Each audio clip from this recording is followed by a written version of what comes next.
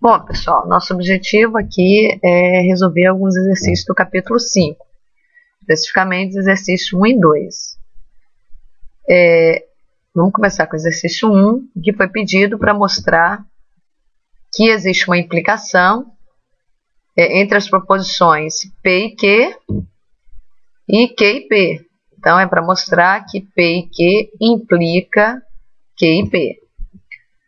Bom, vocês devem ter lido lá no material que uma das formas da gente mostrar que existe implicação de uma proposição em outra é utilizando a tabela verdade.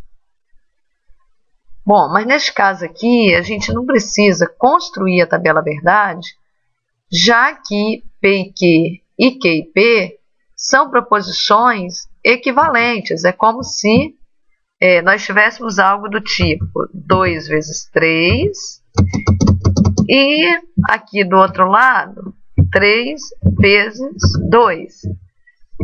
Nós sabemos que 2 vezes 3 é igual a 3 vezes 2 devido a uma propriedade que existe aqui nessa operação multiplicação, que é a propriedade comutativa. A propriedade comutativa também vale aqui na operação conjunção, no caso do E. Então, a propriedade comutativa faz com que eu possa dizer que P e Q e Q e P sejam proposições equivalentes. E aí, se elas são equivalentes, é porque tanto existe implicação da esquerda para a direita, quanto da direita para a esquerda. Bom, vamos aqui agora para o exercício 2, que é um pouco maior. Então, o que nós temos aqui no exercício 2? Foi pedido para mostrar que essa proposição que está aqui destacada em vermelho implica a proposição que está aqui destacado em marrom. Bom, aqui não é tão simples quanto na questão 1. O ideal é que a gente construa a tabela verdade, tanto da de vermelho quanto da de marrom, e compare as duas. Então, após eu construir a tabela verdade, eu vou fazer a comparação. Mas vamos praticar um pouco mais de construção da tabela verdade. Então, nós pretendemos construir a tabela verdade dessa proposição que está em vermelho, e depois nós vamos aproveitar a mesma tabela, mas daqui para cá, essas duas colunas são relativas a esta proposição aqui. Bom, vamos lá. Essa proposição em vermelho tem 1, 2, 3, 4 operações. 1, 2, 3, 4 colunas relativas às operações. Essas 3 primeiras colunas são relativas às proposições que aparecem aqui, P, Q e R. E a nossa tabela ela possui 8 linhas, além da primeira. Então, preenchemos essas 8 linhas com os possíveis valores que as variáveis P, Q e R podem assumir, então, da forma como já ensinamos. E voltamos aqui e identificamos qual é a primeira operação que deve ser realizada. Então, quando eu venho aqui, tem uma condicional, mas à direita aqui da condicional, a gente tem um E, que é mais forte que a condicional. Então, essa conjunção aqui precisa ser realizada tanto antes dessa condicional, quanto antes dessa condicional. Apesar disso, eu também poderia escolher como primeira operação a negação, porque tanto essa negação quanto essa conjunção, elas são independentes. Então, eu posso escolher fazer essa primeiro, Q e R, ou a negação primeiro. Bom, no caso, optei por fazer Q e R. Então, vamos lá. Essa coluna aqui é relativa à operação Q e R.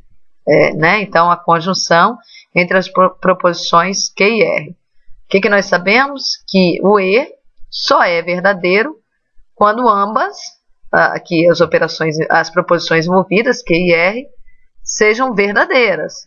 Então, aqui, ó, falso porque Q é falso, falso porque Q é falso, falso porque R é falso, verdadeiro porque Q e R são verdadeiras, falso porque ambas são falsas, Verdadeiro, porque Q já é falso. Opa, verdadeiro não. Aqui é falso. Por quê?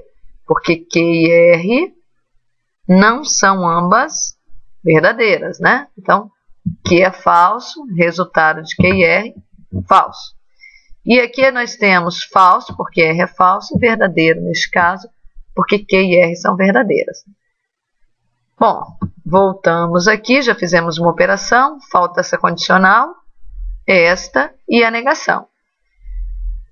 Podemos fazer essa condicional primeiro, ou primeiro não, a próxima, né? Ou essa negação. Optei aqui por fazer a negação, mas poderia ser a condicional envolvendo P e Q e R. Então, fizemos a negação aqui de Q. Observem que Q, dois Fs, aqui ficaram 2 Vs. Depois nós temos 2 Vs aqui, FF. Então, a negação de falso, sabemos que dá verdadeiro. Já a negação de verdadeiro, dá falso. Então, essa coluna aqui ficou tudo negação do lado de cá, ó. Falso, falso, verdadeiro, verdadeiro. Verdadeiro, verdadeiro, falso, falso. Bom, voltamos aqui, agora não tem jeito, eu tenho 2 condicionais. E eu necessariamente tenho que fazer a primeira primeiro. Porque, fazendo aqui, lembrando, por exemplo, se nós tivermos 5 menos 1, nós necessariamente precisamos fazer primeiro o quê? Esse 5 menos 1, 4, e depois menos 1, 3. Esse resultado dá igual a 3. Se nós fizermos 1 menos 1, dá 0. 5 menos 0 daria 5. Então, nós cometeríamos um erro. No caso aqui, nós dizemos que essa operação, a condicional, ela não é associativa. O que significa dizer isso? Que se eu tenho 2 operações de mesmo tipo para ser realizada, eu poderia fazer, quando vale associatividade, por exemplo, 3 mais 4 mais 5, eu tanto posso fazer 3 mais 4 primeiro e depois somar com 5, como eu posso primeiro fazer 4 mais 5 e depois somar com 3, porque a adição é associativa. Então, eu posso fazer essa primeiro ou essa primeiro, não vale na negação e não vale na condicional. Então, voltamos aqui, 2 condicionais, vamos fazer essa primeira. Então, observem que nós temos aqui, terceira operação realizada, que envolve quais proposições? P, o antecedente da condicional, e Q e R, o consequente. Então, vamos dar uma destacada aqui nas colunas que são envolvidas. P é a nossa, vamos colocar aqui em verde, o antecedente da condicional, e Q e R é o consequente da condicional.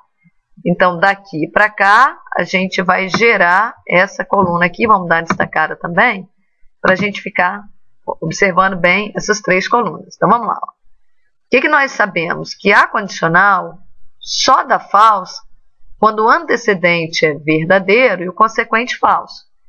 Então, essas 4 primeiras linhas aqui, o P, que é o antecedente da condicional, é falso. Isso resulta aqui numa condicional verdadeira. Agora, temos que ter cuidado aqui com essas linhas, porque o antecedente é verdadeiro. Então, vamos lá, necessariamente eu vou olhar o consequente. Consequente falso, condicional falso. Antecedente verdadeiro, consequente falso, condicional falsa. Antecedente verdadeiro, condicional falsa, o resulta em falso. Opa, aqui tem um rinho, né? Antecedente verdadeiro, consequente falso, condicional falso. Antecedente verdadeiro, consequente verdadeiro, condicional verdadeira. Então, nós formamos todo esse pedaço aqui da nossa proposição. Ela, então, vira o antecedente dessa outra condicional. Então, vamos mudar aqui de novo para branco. volta tudo, nós não queremos mais essas colunas destacadas. Então, quais são as operações, as proposições envolvidas agora?